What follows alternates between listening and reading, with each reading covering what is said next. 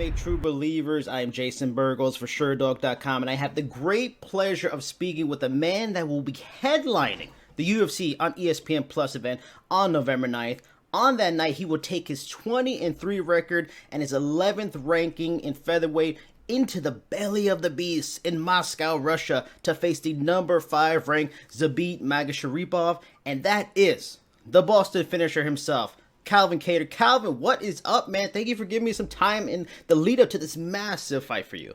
Yeah, Jason, thanks, man. Appreciate the intro.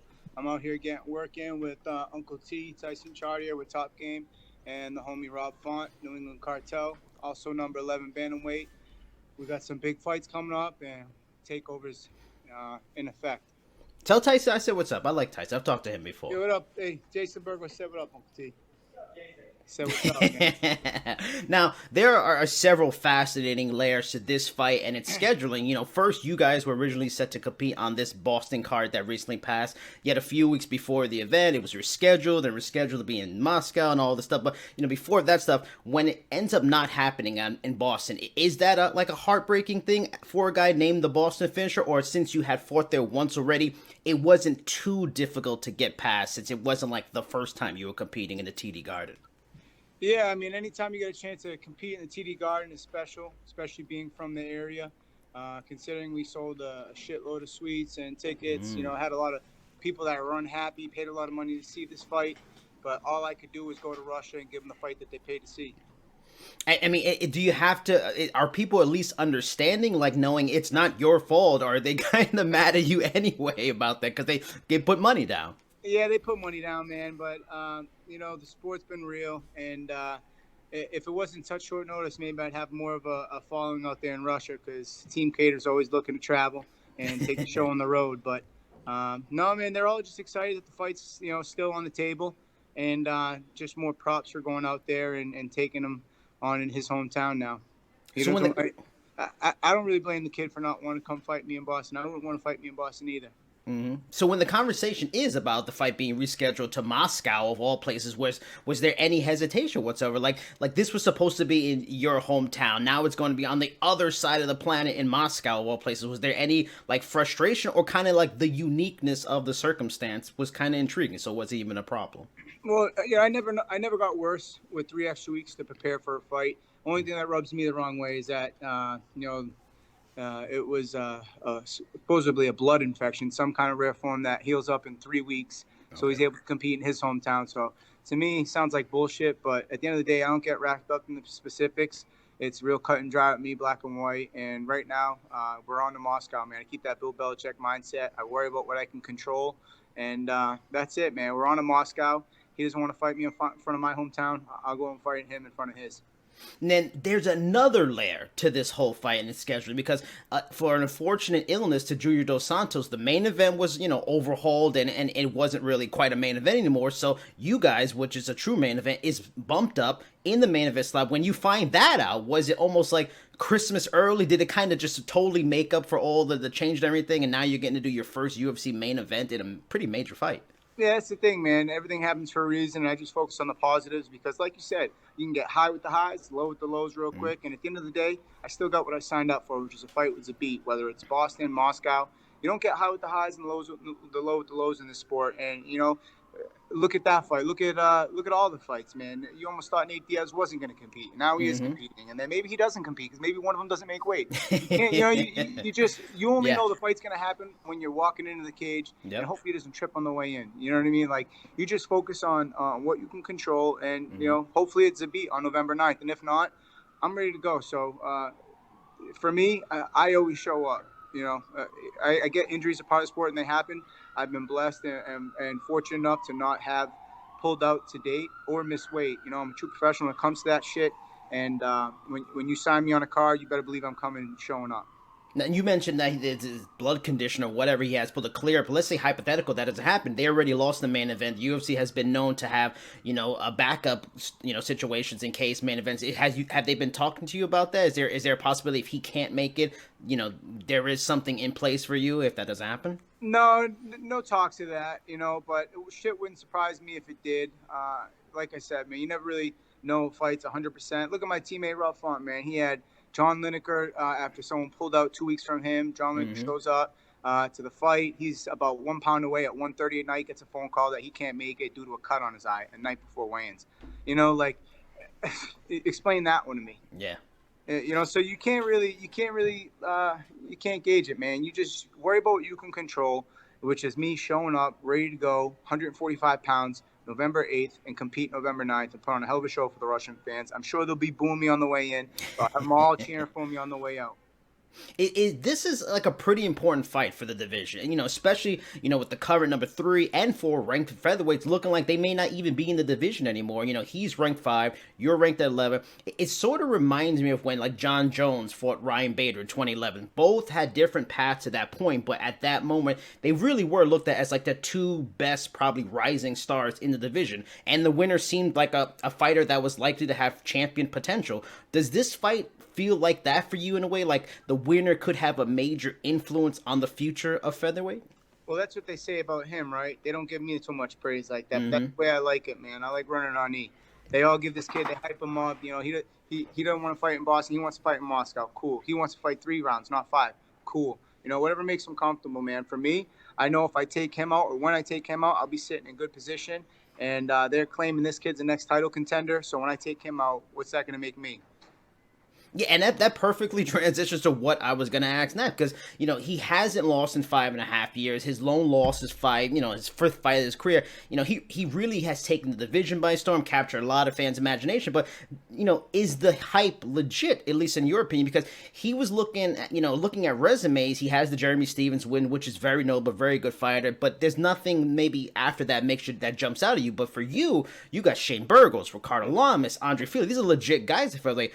All pretty good established names. In a way, shouldn't more hype be on you? Hey, you're preaching to the choir, man. But like I said, that's the way I like it, man. Keep counting me out. I look for more chips on my shoulder every fight, and for this one, I have a lot. But I will give him his due where, you know, he is number 5.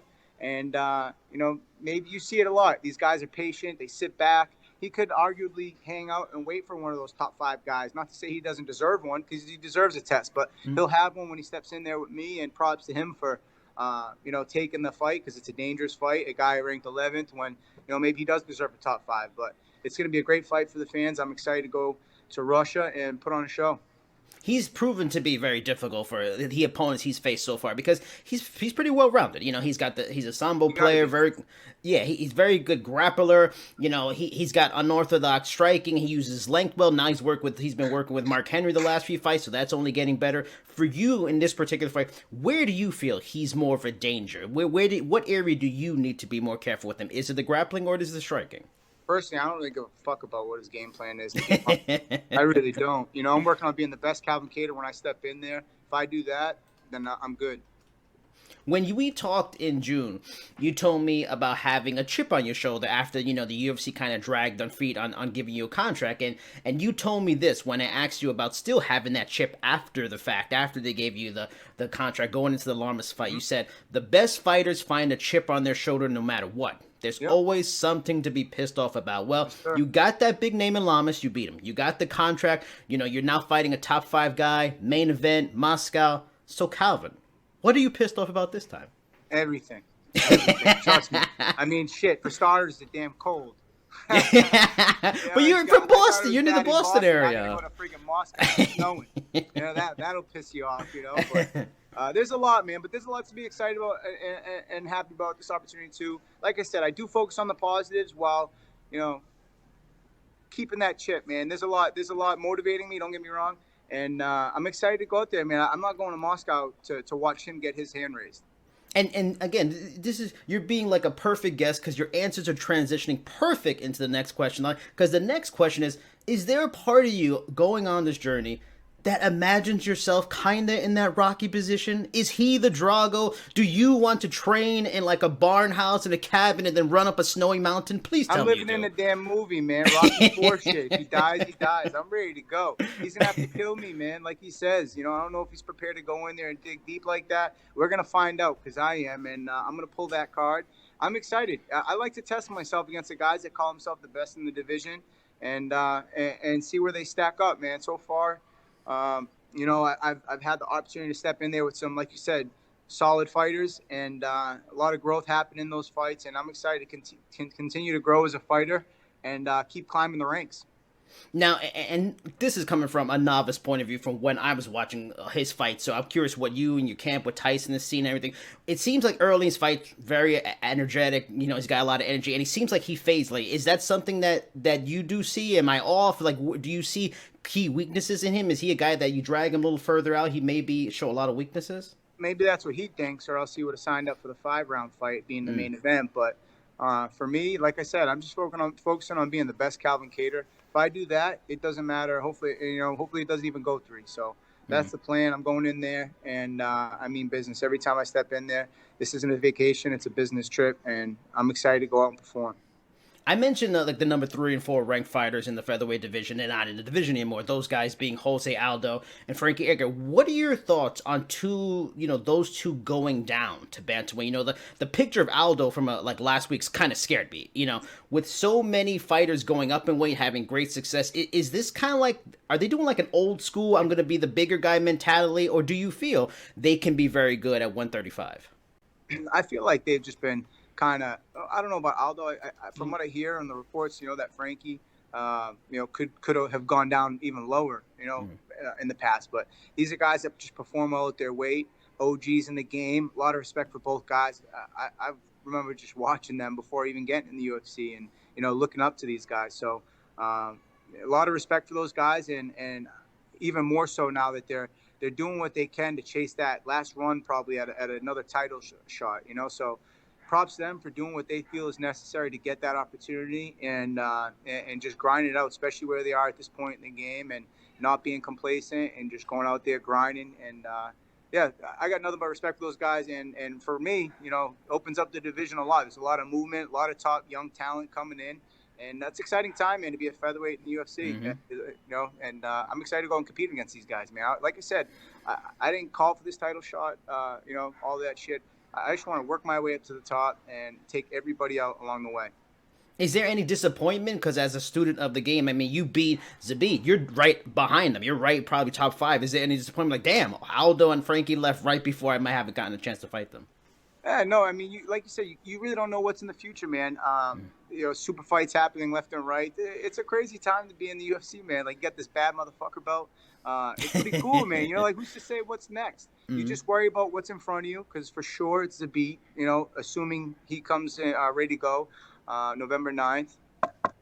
And then, aside from that, we'll see what's next, man. But I know we'll be in a good position once we take him out. Now, talking about titles, big fights at the top of the division, somewhere you hope to be soon. Volkanovski versus Holloway. How do you see that fight playing out? Can Volkanovski finally be the guy that really gives Holloway a threat at featherweight? It's a great fight, man. Honestly, I haven't put too much thought into it. When I'm on a card, I don't even know who the hell else is on the card, to be honest. When I'm on a card, for me, it's just Zabit. Eat, sleep, breathe shit out Zabit, man. Every day, all day. He's my main focus, and that's the way it's going to be until November 10th. Now, I recently had a conversation with a few of the guys from Tiger Showman's, like Shane Burgos, Julio Arce, who are on the card this week, and they talked about, I asked about their personal passions and like getting away from it, because you just said you eat shit, sleep, Zabit, but sometimes you kind of have to diffuse and get away with that, and it's a drain, and they talked about the drain mentally. Like, what do you do when you're trying to just diffuse and relax and get away from those thoughts for nothing that has to do with fighting and just the things that you like to do for fun? When the weather's nice, usually golf. I like to golf. We'll get out there every now and then and just get competitive with that. A lot of shit talking on the links with font or tee, and whatever ways you can find to be competitive in another way. There's a lot of people that talk about, especially in the Olympics. They compete and then they have to wait 4 years. But these guys are so competitive. You think that they don't compete in something for 4 years? They're probably just, it could be cards, it could be video games, anything that to just get me shit talking, competing, and just, I'm very, keep the competitive spirit going. I like to compete and whatever it is. So, whatever it is in between the fights, I just like to be. And usually something like golf is fun. You get outside and it's a little easier on the body, unless you're like me sometimes, chunking out divots and cranking on your wrists and shoulders mid swing. So I try to ease off as the fight gets closer, because I feel like a dumbass if I had to pull out some kind of golf swing, tweaking something. And I talked to them about shit talking too, because is it what is the nature of it for just teammates and stuff like that? Would you say you're the instigator or the counter puncher when it comes to shit talking and Oh competitive man, stuff? I'm more of a counter puncher. Rob's the biggest shit talker in the gym, man, and I love it because all he does, he's more of an instigator, shit talker. He'll be in Okay. the gym, everyone will be sparring, and he gets it in. But every now and then, he'll just dip out, grab his phone, start going in on Instagram Live, and just shit talking and getting all the guys hyped up. And then all of a sudden, the energy in the room just changes.